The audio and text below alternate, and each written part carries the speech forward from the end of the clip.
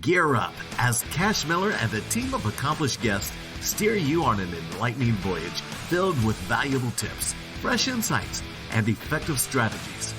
Welcome to Marketing Masters, the Agency Power Show. Hello, everyone. I am Cash Miller, your host today. I'm the CEO of Titan Digital, and we've got another great episode. I've got Britt Schwartz, BS+CO with me. We're going to be talking about how to put together the foundations of a marketing plan. Britt, it's great to have you. Take a moment, introduce yourself. Hi, Cash. Thank you so much for the introduction. I'm so excited to be here and talk about one of my favorite topics, which is marketing. As you've mentioned, I am the founder and owner of BS+CO Consulting. We're headquartered over here in Knoxville, which practically makes us neighbors here at Cash. We are a small B2B consultancy and, full service as B2B needs to be marketing firm. Another fun fact about me, I am the mom of 6 little ones. Some of them aren't so little anymore. And yes, I always love to throw that fun fact out. So you're busy during the day. That's what you're really saying. I am busy all the time. Yes. Yeah. You go home, you're busy. You go to work, you're busy. Oh man. Yeah. That'll keep you on your toes, especially 6 little ones, or not so little. They do. Yeah, they do. Okay, so yes, today we're going to be talking about how to put together the foundations of a marketing plan, and we've got a number of things we're going to cover through that. But we wanted to get into this today's topic because so many businesses, they get into marketing and they don't really know what's involved. Marketing in some cases is really it's considered the evil thing that you have to do for business, no matter what. Yeah. So. And a lot of people, they don't know where to start when it comes to tackling it. So that's why, Britt here is an expert in putting together marketing plans for people. So what we want to do, I'm going to start with this first question, to get us rolling along. The thing is, so if we're talking marketing plans, before you've ever put anything together, there's going to be some considerations that you've got to take into account. So what kind of things, I'm a new business owner or even a experienced one, but I haven't really done any marketing. Where do I need to begin? What do I got to consider before I even, put pen to paper essentially, or, start typing on the keyboard? Yeah, absolutely. Cash, I love what you said to our business owners or business leaders who are really evaluating what they should be doing, right? When you said that marketing is the evil thing that we have to do because we're supposed to do it to grow our business. That belief is actually my passion for why I do what I do, and actually why I wrote down the answer I wrote, which is marketing without business is just crayons. Right? So the idea of that, and it's funny to say, and it's not meant to diminish us marketers and the hard work that we put in it, but if you're simply doing marketing tactics because you read it on a blog somewhere or you heard someone on a podcast say, hey, here are the 5 things that you should be doing, you're really missing the opportunity that marketing has for your business. And that means that for me, when I sit down and I'm thinking about those key considerations for building a marketing plan, when I'm meeting with the CEO or the business owner, we're starting at what is your business? And it kind of takes people off guard a little bit because they're like, no. Tell me about if I should be on LinkedIn or how many blogs I should write a month. And the answer to all of that starts with, what are you trying to do? What is your business model? Who are you talking to? Who's going to buy what you're selling? Why are they going to care? And marketers who can sit down and say, help me understand your pricing model. Help me understand how long it takes to close deals. Help me understand how much you want to grow. For example, let's say you tell me that you want to increase leads by 300% in 12 months. Awesome. We could probably do that by throwing some money at ads. But can you service them? Are you ready to take that in and provide it? So for me, when I'm sitting down to establish the foundations of a marketing plan, it really comes back to what is it that we're trying to accomplish as a business before we even discuss what marketing is supposed to be doing. Yeah, I like what you said there because I've dealt with a lot of people where, they want more lead generation or something. Yes. And you're saying that, okay, I can get you this, but what are you going to do with it afterwards? Because I've run into plenty of situations where it's, okay, great, I can get you more leads. Yes, you're willing to pay for it and everything. But when that lead comes in, or whatever it is that's like you're going to be increasing your business, do you know how to handle it? Yeah, I've seen a lot of businesses fail or they're not tracking. They don't know, for one, on the marketing side, how much extra it's added, but they don't know how to deal with it. They suddenly an influx of leads or phone calls or whatever. They haven't even figured out who's going to take a call, let alone, to really transition it into new business, because they're used to handling like a volume. And you have to understand that there's other parts to this. Just because I can bring you more leads as a marketer, or your marketing team can, or what do you do after that happens? So I love that. How do you go about it with a somebody you're working with to really kind of explain that to them, to look beyond what we're, the marketing aspect and go into the operations a little bit? How do you explain that with clients? So one of the very first conversations that we have is that it's our goal for marketing to become a profit center, not a line item, right? On your P&L, I want this to be, we spent X, we received triple, whatever, whatever that multiplier is. And so usually with business owners, that's a real easy conversation, because I'm saying, hey, this is a function of your business. This is not the thing you're supposed to do. And then we ask those questions, just like you were saying. Okay, so let's look at this. Let's understand the bigger picture. I'm able to successfully get the phones to start ringing more. Who's answering them? Where is this information going? Is our sales team ready to start using this CRM that we decided we're going to start using? Because especially in the industries that we work in, which are B2B, we are by nature not doing mass marketing. There are only so many people that are going to want to buy your widget or your rubber isolator, right? So getting them to us is a uphill battle. Let's say we get them there. Once you have them, you have one chance to make that impression, right?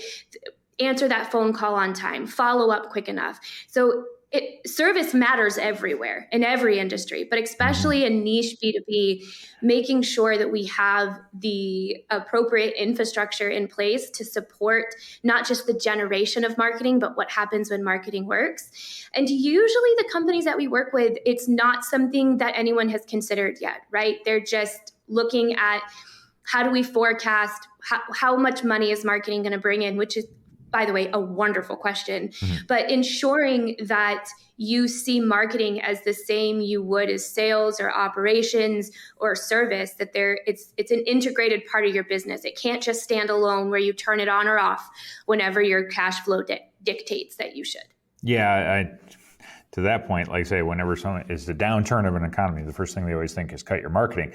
Because they don't know necessarily how to quantify what they're spending with the return. They can't put the two together, and they're not prepared to do it. But if you are, so as part of the foundation of any marketing plan, look beyond the marketing piece. Yeah, and you have to look at, what does your operation look like if the plan is one piece of that puzzle. So you almost need to be planning for what the change, if it works, what else has to happen, and to make sure you get the result you want, and you don't just drop the ball because you spend a bunch of money and you fail internally. Absolutely. And it might seem silly at the very beginning to spend the time talking about the rain that hasn't come, right? It feels a little bit like popping open that umbrella. Well, gee, Britt, the leads aren't here yet. I get that, but I'd rather solve this problem when it's dry than to be having lead flow. And, in my experience, I've worked with companies who have done zero investing in marketing. And 3 years later, it's one of the massive revenue producers. So it happens, right? It might take some time, but popping that umbrella up and making sure that you're ready is one of the most important things that I think it's often overlooked when you're sitting down and looking at your marketing. Yeah, there's a lot of companies that when they first got off the ground and such, they were able to spread things word of mouth and whatnot, and they didn't realize, until they got into marketing, the impact that it can have on their business. And like I say, you need total preparation, especially if you're a larger organization, and you're going to have, any kind of a substantial budget, to it. If it works and you get the payoff, like I say, you have to make sure you're prepared on the other end. And like you mentioned, it's better to do it when they're not coming in. At the very least, you need to have the plan in place, because you're going to need to know what elements are you going to have to do. It could be more hiring. It could be, I say, a more robust CRM, whatever it might be. You might need software, you might need people. But if you aren't prepared for what you might need, then you're scrambling when you do need.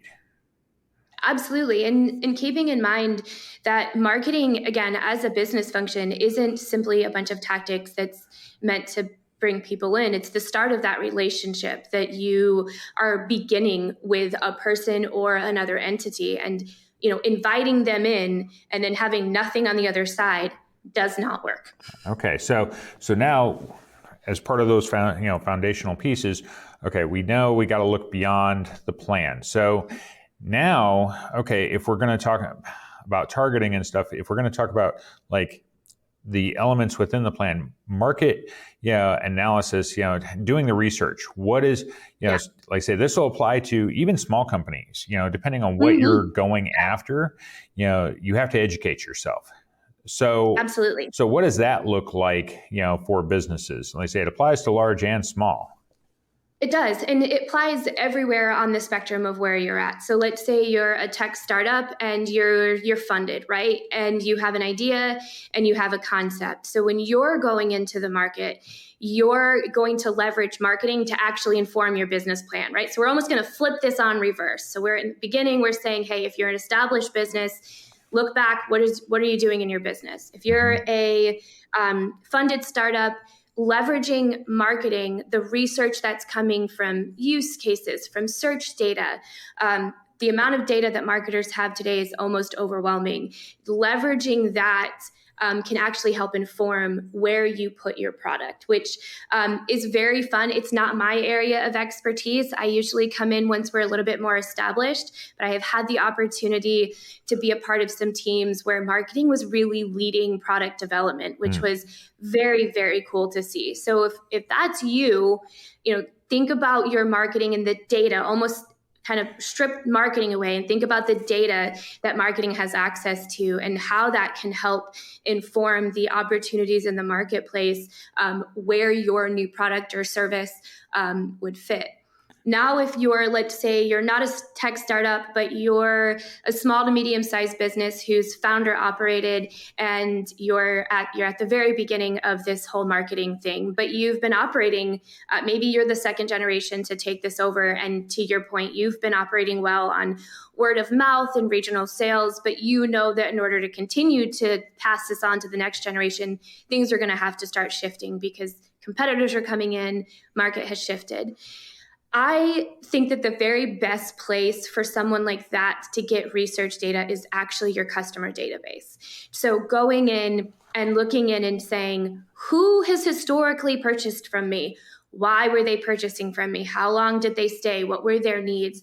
Going in and understanding what has worked. And that doesn't mean that you have to limit yourself to this, right? You need to go out and you need to see what else is out there. You're investing in marketing because you want to expand, but not missing that you have your own data, hopefully somewhere easy to grab in a CRM or an ERP place, but really looking there.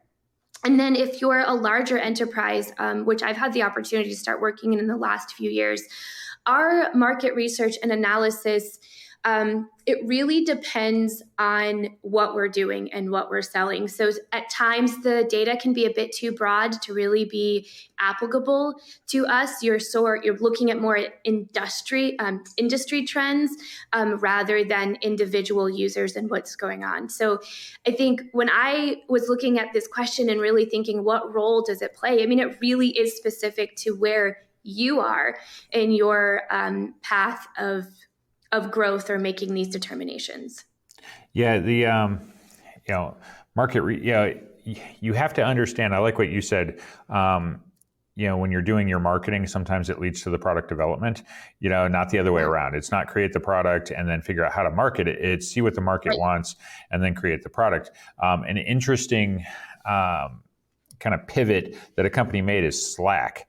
Yeah. Did you know? I don't know if you did. Well, like Slack originally wasn't a communication tool; it was a game developer.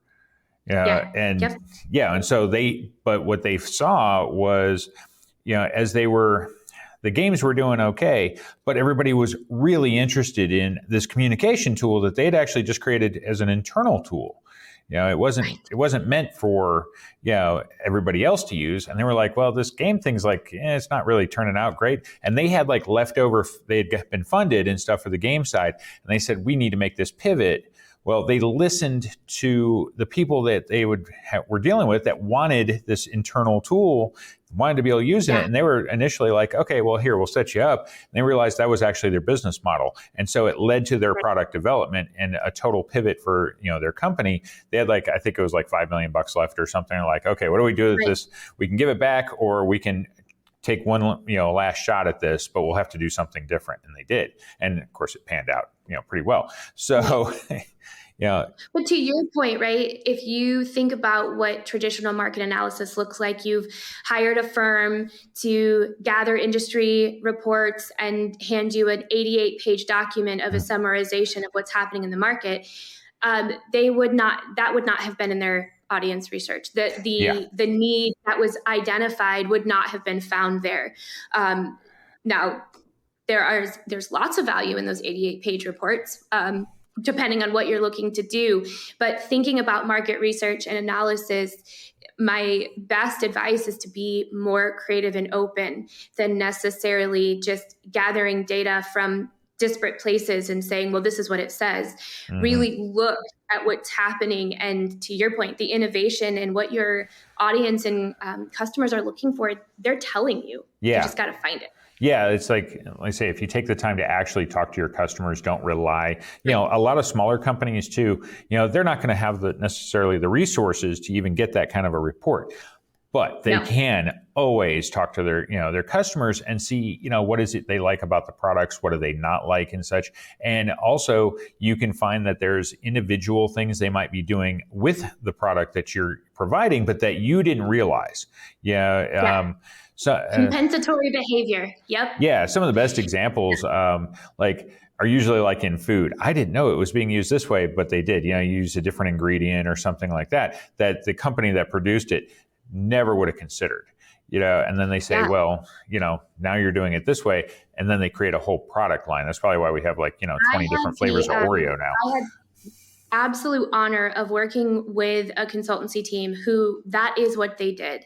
They leveraged AI to understand compensatory behavior on how consumers were using products that were either differently than the way that they were intended and designed, or they were using them to solve a problem. And so I know that it feels to me like I'm a little far off on the whole audience and research thing, but the conversation to your point isn't about how to get that 88-page deck, right? The conversation as a marketing leader or a business owner is, okay, first, what's my business? What am I trying to accomplish? 2, who am I trying to accomplish it for? Do they want what I have? And how do I do this? So there's a very simplistic logic behind all of it that, it's a little simple, won't make a very pretty downloadable deck for us marketers, but the most effective marketing comes from answering some pretty basic questions. Yeah. So is the next piece of building that foundation is, you want to do the market research, because if you're already selling something, we're not talking about companies necessarily starting from scratch. You're selling a product or a service, and it's a matter of how do I enhance this? And even from a marketing standpoint, being able to highlight, we talk features and benefits and things like that. Ask your client, your customer, what is it why are they even buying it to begin with? You're going to find some of your best marketing material there. 100%. Because you could speak to that. Okay, so now if we're trying to put together, our target audience. Okay, so we understand, listen to the people we're already, targeting. But how do we put together the audience, especially if maybe we're really narrow, in who we're currently dealing with, and we're trying to broaden that. We're talking to them, so we have some things that we could work off of that maybe broaden the product, itself. But what do we do to put together the target audience? Yes. I have to tell you that I never pass up an opportunity to state how much I hate buyer personas, which is one of those one of Yeah. those unpopular opinions. But I think that this is an important distinction because there's a true distinction between something like a buyer persona or a target audience. And if I think about, our listener or our friend here who's listening and saying, okay, I got those two things. Now I need to sit down, and this blog told me I need to make a buyer persona, and I need to find a picture, and I need to decide what kind of coffee they drink and what time. No, you don't. You don't need to do any of that. That is, it was an exercise designed to humanize that target audience that we are talking about, right? To help us marketers and our creative brains remember that there's a human on the other side of this. But the backlash of that is that when you're too narrow with your target audience and or your buyer persona, you forget that they're human. You're marketing too narrow to a rudimentary concept that you made up one afternoon because the task said buyer personas were done. So you're like, I think they prefer Folgers, right? So one, when you're thinking about your target audience, really understand that you are truly marketing to individuals, and you're taking this group of individuals who will have overlapping needs. And one of my favorite tools to use, and I'm not an expert, so don't ask me too many questions because I'm just exploring it myself, is the concept of jobs to be done. So instead of using demographic, firmographic concepts and say, this engineer at Boeing who's 27 and likes to go to craft breweries after dinner, I'm marketing to him. Really, I'm marketing to the outcome that he's looking for, right? And he's looking for a machine shop that can meet his really tight tolerances on this shield that he's trying to do. So shifting from person to outcome feels like we're missing something sometimes, especially if you're a marketer who truly believes that we have to drive emotional connection in order to sell. It can feel like we're dehumanizing it. But when factoring your target audience, for me, it's really leaving behind some of the high level things that we use that make us feel like we're doing something human, and actually dive into what are the jobs to be done, and then who are the people doing those jobs, and there's your target audience.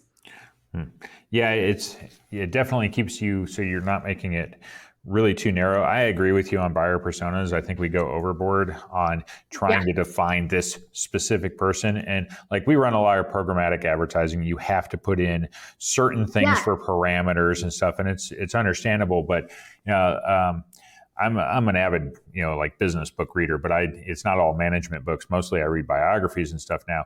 And I read a lot on Starbucks. And if you'd have told, Howard Schultz that you need a buyer persona, no, when he started, took over Starbucks, since he didn't actually start that, but he said, we're going to build, open coffee shops. And everybody's like, nobody's going to want to go buy espresso and everything. And it's like, they need to be introduced to it. If he'd have gone with buyer personas, he wouldn't have sold any coffee,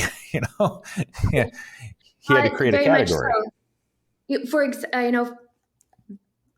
Right, a line would be Steve Jobs, right? Our golden idol for those of us marketers, right? He says often, or he said often, that he never asked people what they wanted, because I promise you, no one would have said I wanted a phone without buttons. No one would have said I wanted a thin computer. So, asking, as we said before, looking at how your product's being used by your current customers is a really great way of understanding where the value is today.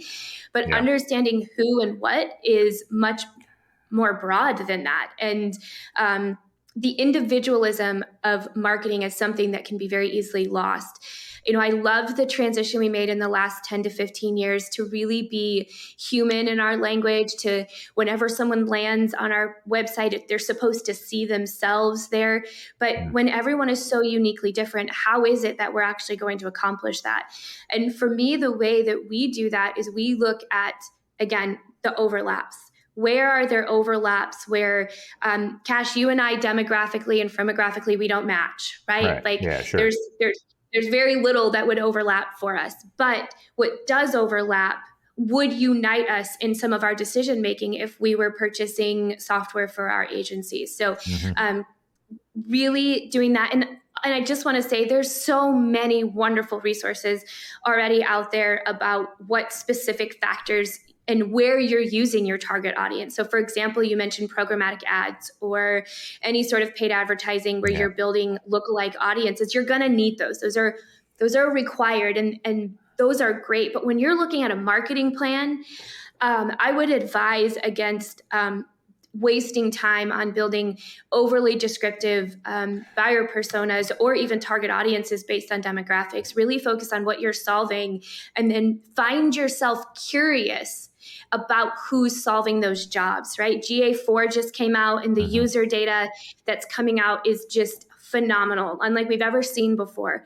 Solve the job and then study who you're solving for. And that, and then you're kind of continuing that cycle of what's next in our product development. Yeah, that makes sense. Like say, so it's you can drill down some, but don't overdo it when you're trying to figure out who you're marketing to, because, you'll go overboard and what'll happen is you're going to miss a huge segment of the market that you didn't realize would be willing to buy your product or your service and such from you, but you went too far with it, and if you do that, if you do that, then, say you're going to be missing out. So, target audiences matter, but keep them, broader. Don't, especially when it comes to demographics and such, because a lot of the times I think, especially with society in general, we're pretty mixed up now. It's really hard to define. And if you drill down, if you're a local marketer or like you have a business that's local and such in nature, you try to drill down too much, you're going to make, it's kind of like with like Facebook ads and stuff like that. When you overdo it, instead of having 10,000 people or whatever as a target audience, you can drill down so much that you have no target audience. Essentially, you can't even, spend your budget because you've gone too far with it. And using that scalpel, and it's not always obvious, but when you're being so precise in that definition, to your point, you could be inadvertently missing an entire market. Like I'll just use myself, for example. On one side of my life, I'm a cybersecurity, high-tech business analyst and marketer.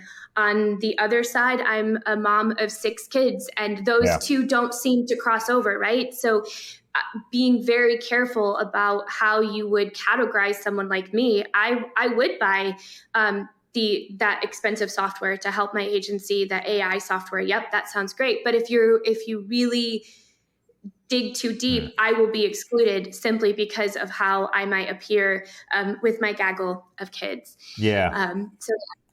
That's actually a really good example of like what we do at work can be way different than in our personal lives. And sometimes the two don't look like they would really jive together, yet that is still who you are. And that's never going to be identified in a buyer persona necessarily. 100%. Yes. I promise you there is no one's buyer persona that looks just like me. And I could be many people's buyer personas depending on what area in my life that I'm in. Yeah. So now let's talk when you're putting your plan together. What are the essential elements though that you need of your plan? And how are they going to be able to work together? I love this question. And I actually have 2 paths to answer it, right? Because almost none of this applies wholeheartedly to everyone. So if you're a marketer, right? So let's say you're an in-house marketer or you're just sitting down or you're doing your marketing yourself. You're a business leader who's like, I'm going to take a stab at this myself.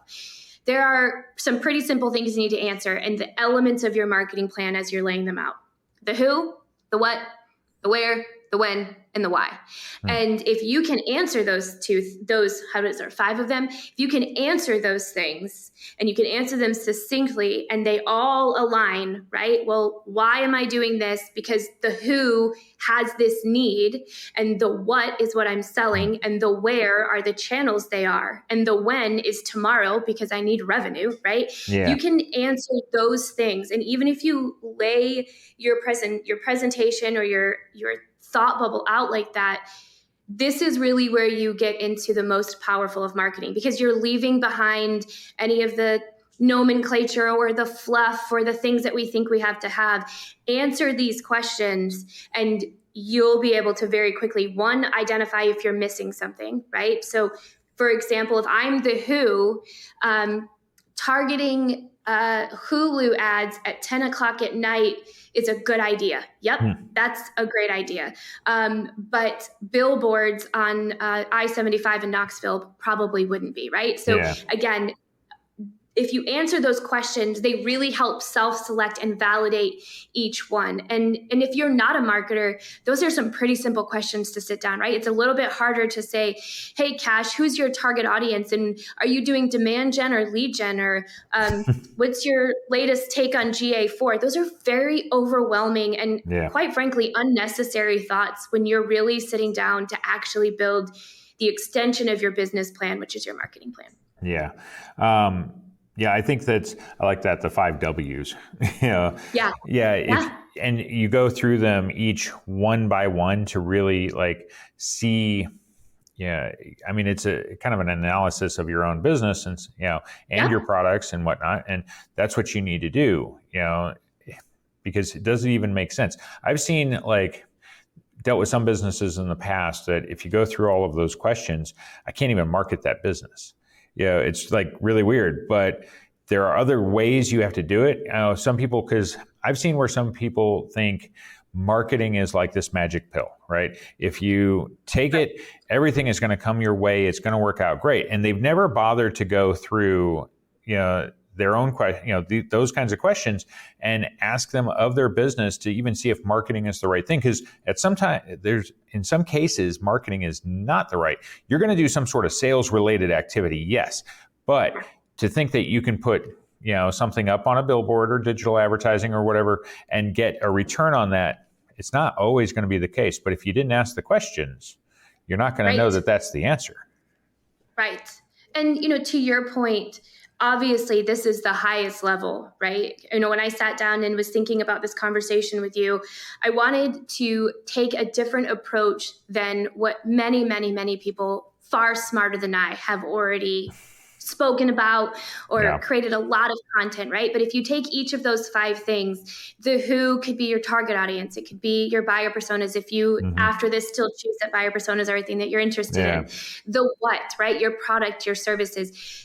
There's all of those buckets that marketing becomes simplified and the tactics become simplified. So when you get to the what, right? When you answer all those questions, well, the what needs to be informed by all of those other things. And, I always like to think in columns and then you go pull your tactics and your strategies out. And it's a really solid way to sit down and again, make marketing your extension. But there was this other way that I think about it too, because I get to have this opportunity, as many agency people do, is we are both sitting in the role of a marketer, right? I have to make a marketing plan that makes sense to me. Sure. And as God is my witness, those 5 questions are the ones that I answer when I'm building plans for, we work with $1 billion company, and I still pulled those 5 very simple questions out. And we identified that there were some gaps, there were some holes. And so they work. But then what if you're a marketer or an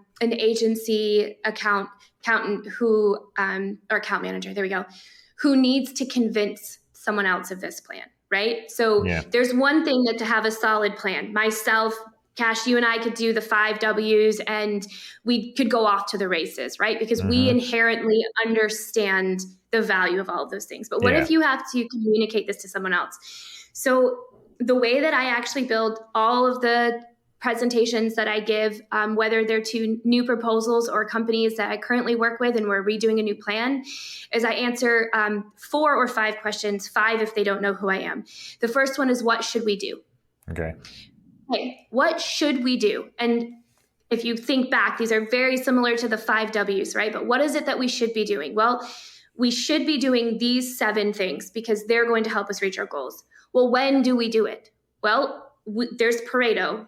I've never met a company that's had an unlimited marketing budget that tells me to spend until I can't spend anymore. I always need to prioritize. I always need to determine what should we do first that will set us up for here, what's going to be the closest thing to get us revenue, what's going to be the most fiscally responsible.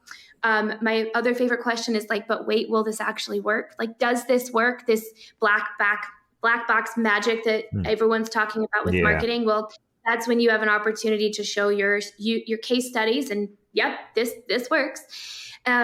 This question was one I recently added, but what is it that you need from me?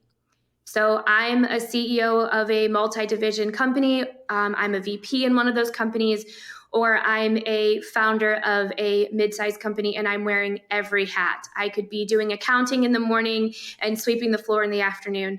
What is it that you're going to need from me in this marketing? So really spelling out, like, I'm going to need you an hour and a half a week to review content, and I'm going to need you to make decisions, and I'm going to need you to be honest.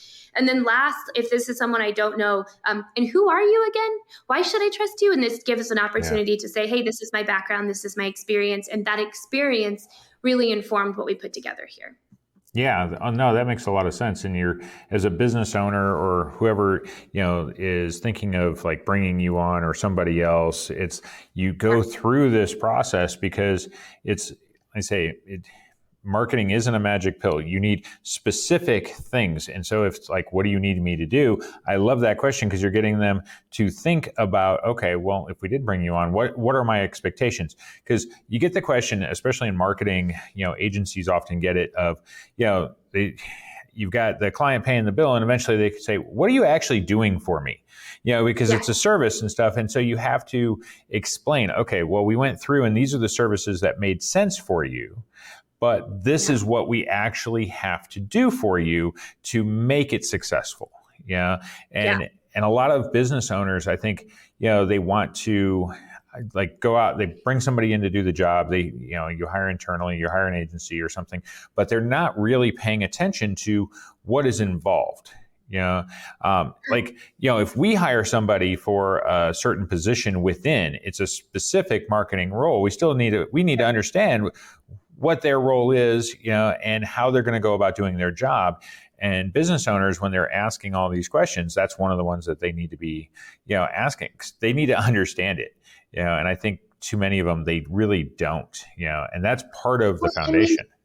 And they don't know because they don't know, right? Yeah. Because what they should be asking is, what is the outcome I'm going to get from all this activity? And a lot of today's conversation, and quite frankly, a lot of the conversations that I have around marketing are far less tactical and are far less, here's the 7 ways to build this. While those are incredibly helpful, again, there are so many incredible resources that have done a great job of that. But my passion is working with business owners and business leaders to think beyond the bucket of tactics that, all right, I paid you X and you did Y, but I don't actually know what I was getting. Yeah. So continuing to answer questions and to pull the conversation of marketing up out of the tactics and even sometimes out of the strategy into the overall what it is we're doing and the outcomes that we're trying to provide, and simplifying it for businesses. Because again, it isn't complicated. There is not a black box. Nobody has the ticket to make Google do what they want. There's not some special formula that you can put in Google ads that's going to drive your conversions. It doesn't exist. We're all out here experimenting with our experience and the knowledge that we have. No one has the secret. And if they tell you, they're lying to you. Yeah. I don't know, marketing is one of those things, the game changes, constantly because of new technology and whatnot. And no one is really going to say, I can do it all.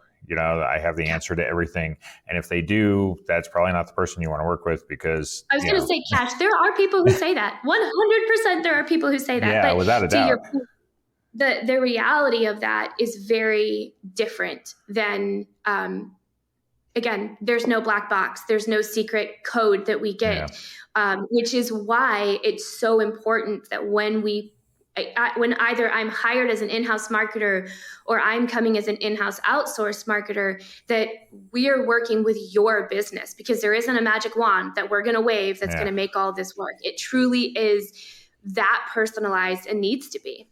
Okay. So I ask this because we're towards the end here and want to be able to wrap up our conversation. Yeah. What would be the words of advice, if you're what would be your final thoughts of putting together, a marketing plan, to kind of put a bow tie on everything?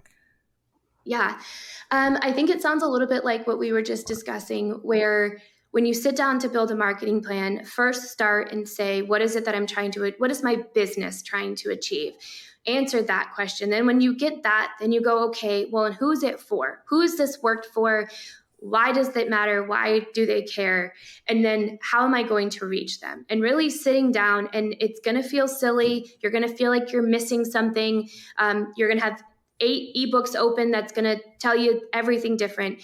But coming back to the basics as that foundation is going to set everything else that you do up for success. So now you answered the question, who, what, where, why, when. Now the what. Let's start experimenting. Let's start going out and doing some programmatic ads. Let's see what else we can be doing. But the best advice, the thing that has been the most successful for my company and the companies that I work with has been sort of drop the fluff for just a minute, look at what we're trying to do, answer the simple questions, and then get creative from there. Take that who, what, why, when, where, and explode it.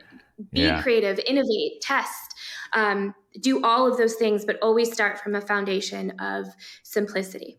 Yeah, by using the 5 W's there, that really gives you build a foundation before you even know. Everything else is tactics and stuff. You don't know whether it's programmatic or social media, the different types of platforms you could be on. None of that actually matters until you get those questions, answered, because then you're going to have a better idea of which ones are going to work for you, which ones are not. So, let's say you got to have the foundation before you can do anything else. Okay, so 100%. Yeah. So if people want to get a hold of you, how would they go about doing that? Well, they could visit us at BS+COMarketing.com, or you can email me at Britt, BRITT, at BSCmarketing.co. Still haven't figured out that domain situation, but that's not my area of expertise. I will say you have to, you mentioned the tagline that you have earlier, you have to say it. Yes. I am very proud to be the owner of the agency that promises no bureaucracy and no bullshit. And you will see that on our website if you go. So I think that's it. I'm your host, Cash Miller, CEO of Titan Digital. Britt Schwartz, BS+CO has been with me today. It's been a great episode, and thank you for tuning in.